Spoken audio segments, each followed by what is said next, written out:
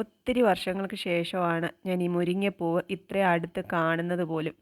ഒരുപാട് ഇഷ്ടമുള്ള ഒരു സാധനമാണ്. മാമിയുടെ അടുക്കൽ നിന്ന് മുരിങ്ങക്കമ്പ് എടുക്കാൻ വേണ്ടിയിട്ട് ചായച്ചതാണ്. അപ്പോൾ അതിൽ നിന്ന് കുറേ പൂക്കളും കുറേ ഇലയൊക്കെ എടുത്തിട്ട് പോരുന്നു. അത്താഴത്തിന് നമുക്ക് ആ പൂ അങ്ങോട്ട് തോരൻ വെക്കാമെന്ന് വിചാരിച്ചു. ഇല അങ്ങോട്ട് മാറ്റി വെച്ചിട്ടുണ്ട്, നാളെ അത് കറിയാക്കാൻ വേണ്ടിയിട്ട്. അപ്പോൾ ഇത് തോരൻ വെക്കാൻ വേണ്ടി വെളിച്ചെണ്ണ ഒഴിച്ച് കടുക് പൊട്ടിച്ച് കറിവേപ്പില ഇട്ടു. ചുവന്നുള്ളി അരിഞ്ഞതും കൂടി ഇട്ട് കൊടുത്തിട്ടുണ്ട്. അതൊന്ന് വാടി വരുമ്പോൾ ഒരു മുട്ട പൊട്ടിച്ചൊഴിക്കുന്നുണ്ട്.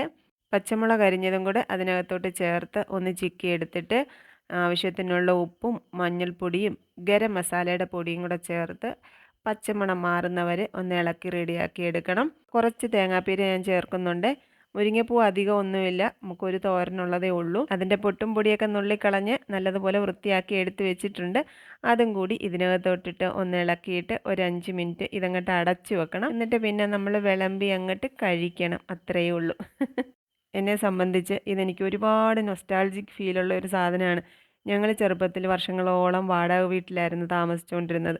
ആ വാടക വീടിൻ്റെ മുറ്റത്ത് ഒരു മുരിങ്ങ ഉണ്ടായിരുന്നേ. മുരിങ്ങ പൂക്കുന്ന സമയമായി കഴിഞ്ഞാൽ പിന്നെ കാറ്റടിച്ച് ഈ പൂക്കളെല്ലാം മുറ്റത്ത് വീണ് കിടക്കും. അപ്പോൾ അത് നുള്ളി പെറുക്കിക്കൊണ്ട് കൊടുത്തു കഴിഞ്ഞാൽ അമ്മ നല്ല ഒന്നാന്തരമായിട്ട് തോരൻ വെച്ച് തരാമെന്ന് പറയും. ഏറെ പെറുക്കിക്കൊണ്ട് കൊടുക്കുന്നവർക്കായിരിക്കും അമ്മ ഏറെ തോരൻ തരുന്നത്. അപ്പോൾ അത് കിട്ടാൻ വേണ്ടിയിട്ട് ഞാനും ആങ്ങളെയും കൂടെ മത്സരിച്ച് മുരിങ്ങപ്പൂ പെറുക്കിയ ഒരു സമയമൊക്കെ ഉണ്ടായിരുന്നു. ഇന്നിപ്പോൾ എങ്ങനെയൊക്കെ വെച്ചാലും അന്നത്തെ ആ രുചിയൊന്നും കിട്ടത്തില്ലെങ്കിലും ആ ഓർമ്മകളുടെ സുഗന്ധം ഇന്നും ഉണ്ട്.